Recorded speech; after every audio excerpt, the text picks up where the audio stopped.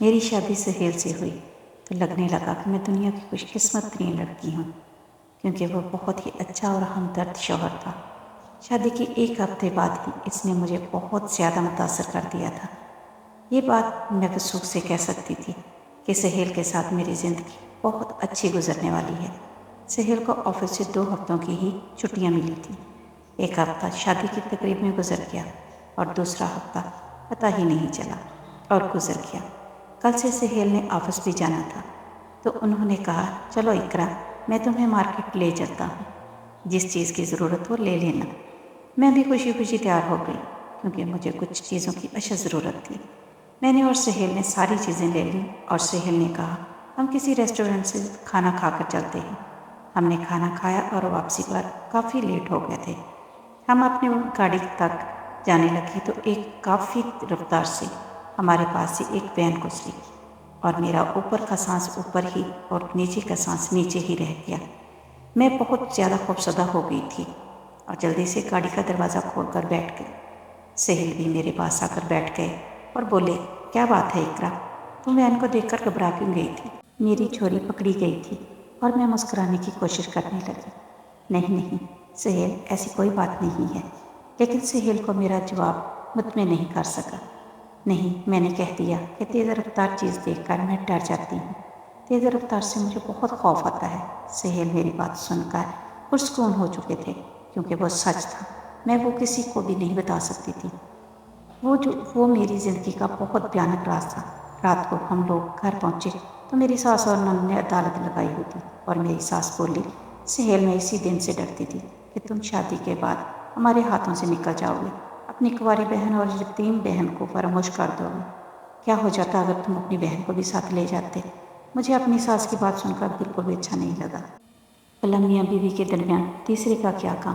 سہیل نے کہا، میں تو لے جاتا لیکن اقرا نے منع کر دیا تھا، اس کو ساتھ لے جانے کی کوئی ضرورت نہیں ہے۔ میں حیران ہو کر سہیل کی شکل دیکھتی رہ گئی۔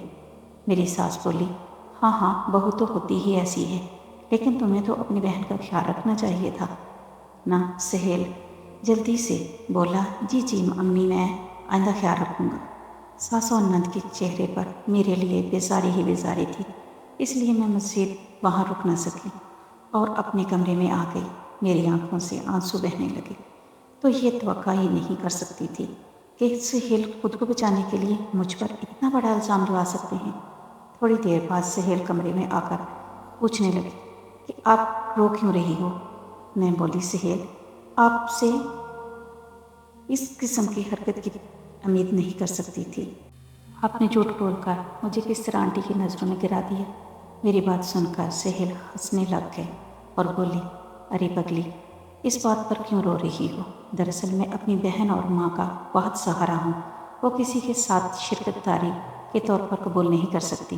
اگر میں یہ کہہ دیتا کہ اقرا کو میں خود لے کر گیا تھا تو گھر میں ایک طوفان کھڑا ہو جاتا۔ میں امن رکھنے کے لیے تمہارا نام لیا ہے، تم ذرا سی بات پر اداس کیوں ہو جاتی ہو؟ مجھے سہیل کی بات بالکل بھی پسند نہیں آئی۔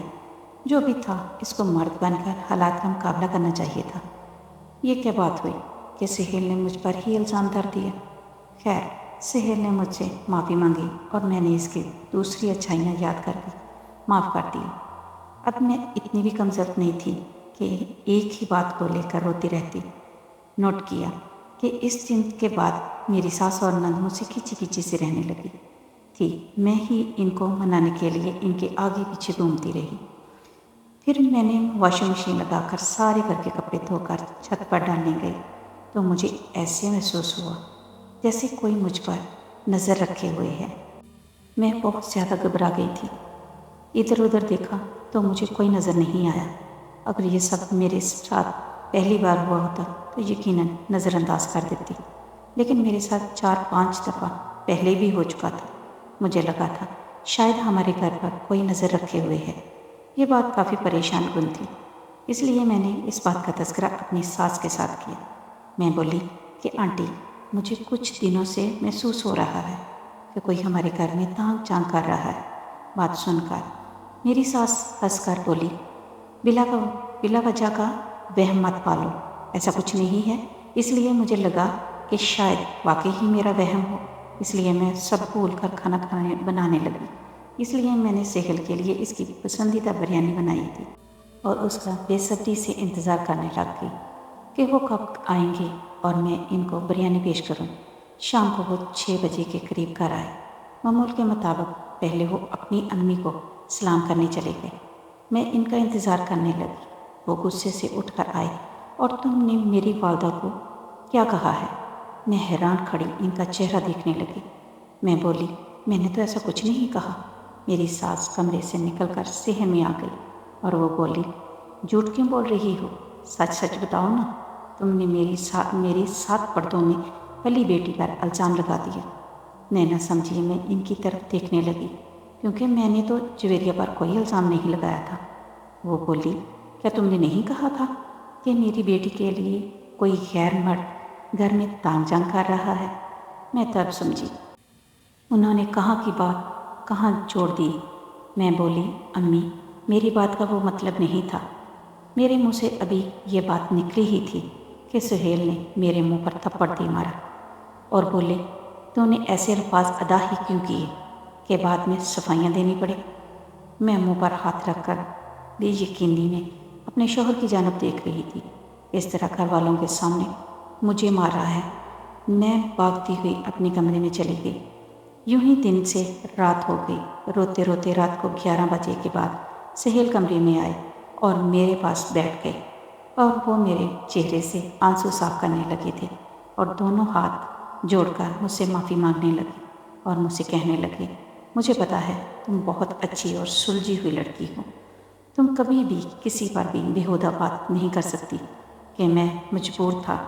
اب امی کے منہ پر تو یہ بات نہیں کہہ سکتا تھا نا کہ آپ جھوٹ بول رہی ہیں اور میری بیوی سچ کہہ رہی ہے۔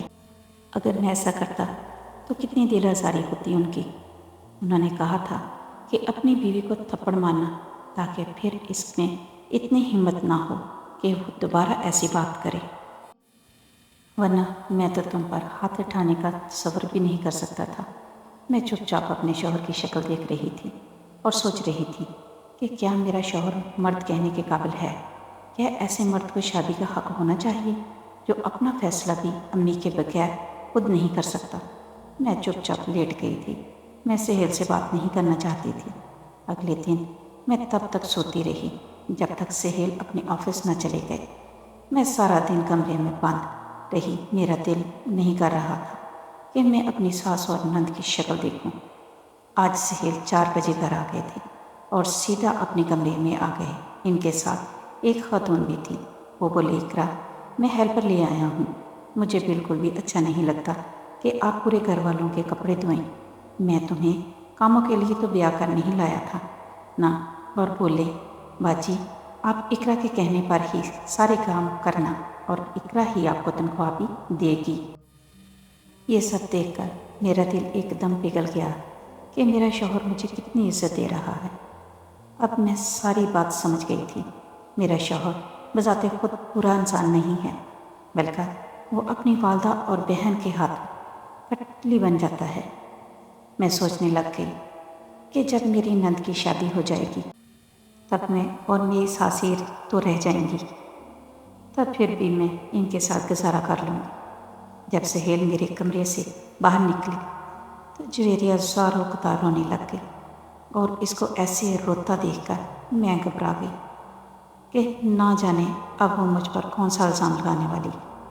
تب ہی جویریہ میرے سامنے ہاتھ جوڑ کر بولی، بھابی مجھے معاف کر دیں۔ کل جو ہوا وہ آپ اپنے بھائی یوسف کے ساتھ نہ کرنا۔ میں تو جویریہ کی بات سن کر حیران ہی رہ گئی۔ بولا، یہ کیا بات ہوئی؟ اسے یوسف کا کیا ڈر ہے؟ خیر وہ میری بات سننے بغیر اٹھ کر چلی گئی۔ یوسف اگلے ہی دن ہمارے گھر آ گیا۔ وہ بہت زیادہ خوش تھا اور جویریہ کے تو زمین پر پاؤں ہی نہیں لگ رہے تھے۔ وہ بھاگ بھاگ کر کچن میں مزے مزے کی ڈشز بنا رہی تھی، ورنہ وہ تو کچن کی طرف آتی ہی نہیں تھی۔ میں تب ہی سمجھ گئی تھی کہ دال میں ضرور کچھ کالا ہے۔ اگلے ہی دن یوسف کی کال آئی اور بولا، باجی میں نے آپ سے بہت ضروری بات کرنی ہے۔ آپ بتائیں کہ آپ کی نند جویریہ کیسی ہے۔ میں سب سمجھ گئی تھی کہ یوسف یہ سوال کیوں کر رہا ہے، تو میں بولی یوسف میں تم سے کچھ نہیں چھپاؤں گی کیونکہ تم میرے اکلوتے بھائی ہو اور میں نہیں چاہتی کہ تم جذبات میں آ کر کوئی غلط فیصلہ کر لو۔ دراصل میری نند اور ساس ایک نمبر کی فسادی عورتیں ہیں۔ میں جس دن سے بیاہ کر آئی بہانے سے میرے اور سہیل کے درمیان پھوٹ ڈلوانے کی کوشش کرتی ہیں۔ یوسف میری بات سن کر ہنس دیا اور بولا بھاجی میں جانتا تھا سب عورتیں اپنی نندوں سے نفرت ہی کرتی ہیں، اس میں بھی اس کا کوئی قصور نہیں ہے۔ یہ کہہ کے فون بند کر دیا۔ اب مجھے سمجھ آئی کہ جویریہ کان سے سارا دن فون کیوں نہیں اتارتی، اور پھر میں نے یہ سوچ کر جویریہ کو سمجھانے کی کوشش کی کہ دیکھو جویریہ تم میری بہن کی طرح ہو، میں تمہیں کبھی بھی غلط مشورہ نہیں دوں گی۔ تم مہربانی کر کے فون پر جس بھی لڑکے کے ساتھ دوستی میں ہو، اس سے فون پر باتیں کرتی ہو تو اس سے رابطہ ختم کر دو، کیونکہ ایسی دوستیاں ہمیشہ عورت کو رسوا اور بدنامی لاتی ہیں۔ میری بات سن کر جویریہ نے پھٹ کر رونا شروع کر دیا تھا۔ میں اس ساری صورتحال کو دیکھ کر گھبرا گئی تھی، کیونکہ اس وقت میری ساس اور شوہر گھر پر موجود تھے۔ وہ دونوں بھاگتے میرے کمرے میں آئے تو جویریہ روتے بولی امی بھابھی نے مجھ پر الزام لگایا ہے کہ میری بہت سے لڑکوں کے ساتھ دوستیاں ہیں۔ یہ دیکھ کر میں بہت زیادہ خوفزدہ ہو گئی تھی، اور اب بھی میرا شوہر میری ساس کے کہنے پر مجھ پر تشدد نہ کرے، اور میں اسی لیے بچنے کے لیے وہاں سے بھاگ کر اپنے کمرے میں آ گئی۔ اندر سے میں نے کنڈی لگائی اور میری ساس زور سے دروازہ پیٹنے لگی، لیکن میں نے دروازہ نہیں کھولا۔ رات کو سہیل جب میرے کمرے میں آیا تو مسکرا رہا تھا اور بولا آج تو تم نے بڑی سمجھداری کا کام کیا ہے، آئندہ بھی اگر ایسے حالات ہوں تو آپ نے یہی کام کرنا ہے۔ پھر ہم دونوں مسکرانے لگے، لیکن ایک بات میرے دل میں ہو گئی تھی، میری نند بالکل میری ساس کی طرح ہے۔ میری ساس بات کو بدل دیتی تھی، اسی طرح میری نند بھی باتوں کو توڑ موڑ کر بات کا مطلب تبدیل کرنے میں ماہر تھی۔ اس لیے میں نے امی کو کال کر کے ساری بات بتا دی۔ امی میری بات سن کر رونے لگی۔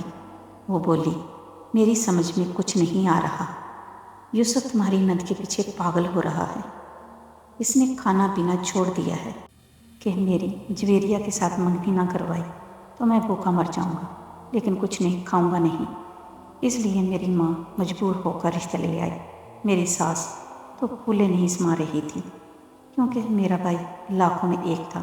انہوں نے رشتہ قبول کر لیا اور منگنی بھی طے پا گئی کہ میں امی کے گلے لگ کر اور روئی، کیونکہ آج سے میرا اور امی کا بربادی کا وقت شروع ہو گیا تھا۔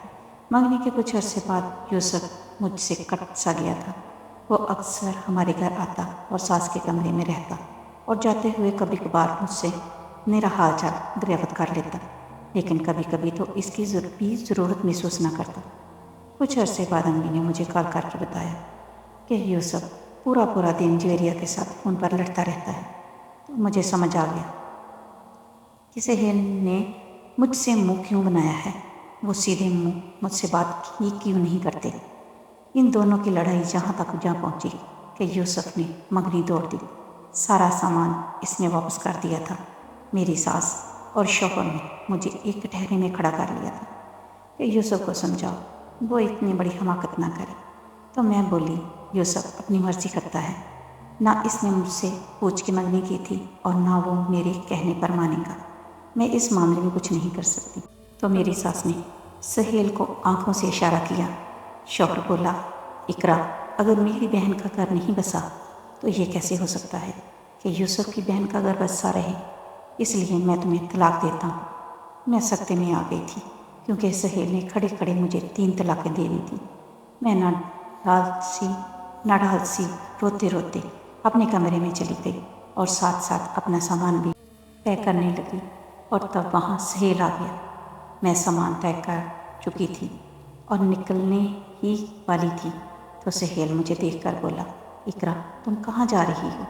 میں بولی مجھے پتہ نہیں ہے کہ میں کہاں جا رہی ہوں۔ لیکن میں اب جہاں نہیں رک سکتی کہ آپ نے مجھے طلاق دے دی ہے۔ میری بات سن کر سہیل بہت زیادہ پریشان ہو گیا تھا۔ وہ دیوار کے ساتھ اپنا منہ مارنا شروع ہو گیا اور چیخ چیخ کر کہہ رہا تھا، نہیں ایسا نہیں ہو سکتا، میں تمہارے بغیر مر جاؤں گا۔ سہیل نے خود کو میرے قدموں میں گرا دیا تھا۔ وہ بولا، اقرا خدا کے لیے تم میرے گھر سے مت جاؤ، میں کوئی نہ کوئی حل نکال لوں گا۔ سہیل کی حالت اتنی خراب ہو چکی تھی کہ اس کو دیکھ کر مجھے مجبوراً وہاں رکنا پڑا۔ سہیل نے مجھے اپنے کمرے میں ہی روک لیا اور بولا، میں تب تک گھر واپس نہیں آؤں گا جب تک تمہاری عدت پوری نہیں ہو جاتی۔ سہیل چلا گیا۔ پیچھے سے میری ساس اور نند نے میری جان محال کر رکھی تھی۔ میری عدت پوری ہونے پر سہیل گھر واپس آ گیا۔ وہ بولا، اقرا تمہیں دوبارہ اپنے بنانے کے لیے مجھے بڑی قربانی دینی پڑے گی۔ میں نے ایک شخص کا انتظام کر لیا ہے، تم اس کے ساتھ نکاح کر لو، حلالہ کر کے میں پھر تم سے نکاح کر سکوں گا۔ میں عجیب سی سچویشن میں پڑ گئی تھی کہ زندگی مجھے کیسے کیسے امتحان سے گزار رہی ہے۔ اگر میرا شوہر مضبوط اعصاب کا مالک ہوتا تو مجھے آج یہ دن نہ دیکھنا پڑتا اور کبھی مجھ پر مصیبتیں نہ ٹوٹتی، کیونکہ میرا شوہر بذات خود تو بہت اچھا تھا، مجھ پر جان نشاور کرتا تھا۔ میں نے سہیل کی بات مان لی تھی کیونکہ میرے سر پر باپ کا سایہ بھی نہیں تھا۔ ماں میرے لیے کیا کچھ کر سکتی تھی، اس لیے میں نے سہیل کی بات مان لی۔ میں نے یہ تک نہیں دیکھا تھا کہ سہیل میرا نکاح کس سے کروا رہا ہے۔ اگلے دن میرا نکاح تھا اور رخصت ہو کر میں اپنے دوسرے شوہر کے گھر آ گئی۔ تھوڑی دیر گزری تھی کہ میرا دوسرا شوہر میرے کمرے میں آ گیا اور آ کر یوں ہی میرا گھونگھٹ اٹھایا تو میرے قدموں کے نیچے سے زمین نکل گئی، کیونکہ وہ تو یہ اس وقت کی بات ہے جب میں 17 برس کی تھی۔ میں کالج جایا کرتی تھی، پک اینڈ ڈراپ مجھے ابو ہی کیا کرتے تھے۔ ایک دن کالج سے نکلی تو ایک وین آ کر میرے پاس رکی اور ڈرائیور نکل کر بولے، آج آپ کے ابو آپ کو لینے نہیں آ سکے، اس لیے مجھے آپ کو پک کرنے کے لیے بھیجا ہے۔ میں چپ چاپ اس کی وین میں بیٹھ کے چکی تھی۔ وہ وین والا مجھے کسی انجان سڑک کی طرف لے گیا۔ تب میں نے گھبرا کر پوچھا، انکل آپ کہاں لے جا رہے ہیں؟ میرا گھر تو اس کے راستے کی طرف نہیں آتا۔ ڈرائیور نے میری کسی بات کا جواب نہیں دیا تھا اور چپ کر کے گاڑی چلا رہا تھا۔ میں بہت زیادہ خوفزدہ ہو گئی تھی اور چیختی چلاتی رہی۔ تبھی وہ وین رکی اور مجھے میری کلائی سے پکڑ رکھا تھا۔ اس نے مجھے وین سے نکال کر دوسرے آدمی کے ہاتھ میں تھما دیا تھا۔ وہ کھینچتا ہوا مجھے اپنی کالی گاڑی کی طرف لے جا رہا تھا۔ میں چیختی چلاتی، تب ہی ایک لڑکا تیزی سے میری طرف بھاگا ہوا آیا اور چور چور کہنا شروع ہو گیا تھا کہ اس کے آنے کے بعد سب لوگ ہماری طرف متوجہ ہو گئے۔ میرے اغوا کار اس صورتحال سے گھبرا گئے اور مجھے چھوڑ کر فرار ہو گئے۔ اس لڑکی نے میری طرف مسکرا کر دیکھا اور کہا، شکر ہے آپ محفوظ ہیں، فکر مت کریں، اب آپ محفوظ ہاتھوں میں ہیں۔ اس نے ٹیکسی روکی اور مجھے گھر تک چھوڑ دیا۔ اس نے مجھے بتایا تھا کہ وہ فروٹ کی ریڑھی لگاتا ہے۔ میں نے یہ بات کسی کو بھی نہیں بتائی تھی کیونکہ مجھے لگتا تھا سب مجھے ہی غلط سمجھیں گے، تو اس لیے مجھے وین سے بہت ڈر لگتا تھا۔ آج جب میری دوسری شادی ہو چکی تھی تو اس نے میرا گھونگھٹ اٹھایا۔ وہ میں بہت حیران رہ گئی تھی کیونکہ وہ کوئی اور نہیں، وہی پھل فروش تھا جس نے مجھے اغوا کرنے والوں سے بچایا تھا۔ میرے چہرے کے تاثرات دیکھ کر وہ بولا، کیا آپ نے مجھے پہچان لیا ہے؟ میں نے ہاں میں سر ہلا دیا اور بولی، میں اپنے محسن کو کیسے بھول سکتی ہوں؟ میری بات سن کر اس کی آنکھوں میں آنسو آ گئے اور بولا، اقرا میرا نام مجید ہے، میں نے جس دن سے آپ کو بچایا تھا اسی دن میں آپ کی محبت میں مبتلا ہو گیا تھا۔ کیوں اور کیسے میں نہیں جانتا تھا، مگر آپ کو ہر حال میں حاصل کرنا چاہتا تھا، اس لیے میں نے دن رات بہت محنت کی، اتنے پیسے کمائے جس سے میں آپ سے شادی کر سکوں۔ میں نے آپ کے گھر جس دن رشتہ بھیجا تھا اسی دن مجھے پتہ چلا کہ آپ کی شادی ہو چکی ہے۔ میں نے یہ صدمہ بڑی مشکل سے برداشت کیا تھا۔ میں آپ کی جھلک دیکھنے کے لیے آپ کی گلی میں بھی آیا کرتا تھا۔ ایک دن میں نے دیکھا کہ آپ چھت پر کپڑے ڈالنے آئی ہیں، تب میں آپ کو دور سے دیکھ کر خوش ہو جایا کرتا تھا۔ پھر ایک دن مجھے پتہ چلا کہ آپ کے شوہر نے آپ کو طلاق دے دی ہے اور وہ کوئی مرد ڈھونڈ رہا ہے جو آپ سے حلالہ کرنے کے لیے راضی ہو جائے، اور میں خوشی سے جھوم اٹھا اور آپ کے شوہر سے کہہ دیا میں حلالہ کرنے کے لیے تیار ہوں، کیونکہ میں آپ کے ساتھ یہ چند دن بتا لوں گا تو میری ساری زندگی کی جمع پونجی پوری ہو جائے گی۔ جن کے بعد مجید نے مجھے اتنی زیادہ خوشیاں دی کہ میں حیران رہ گئی کہ وہ بہت اچھا انسان ہے۔ شادی کے تیسرے دن اس نے مجھے طلاق دینی تھی۔ اس دن وہ میرے پاس آ کر بیٹھا اور کہا، اقرا، میں آپ کو بہت زیادہ لگژری لائف نہیں دے سکتا، میں آپ کے لیے نوکر چاکر نہیں رکھ سکتا، لیکن میں آپ کو پیار، محبت، عزت اور مان دے سکتا ہوں۔ میں آپ سے درخواست کرتا ہوں کہ آپ مجھے چھوڑ کر اپنے پہلے شوہر کے پاس مت جاؤ۔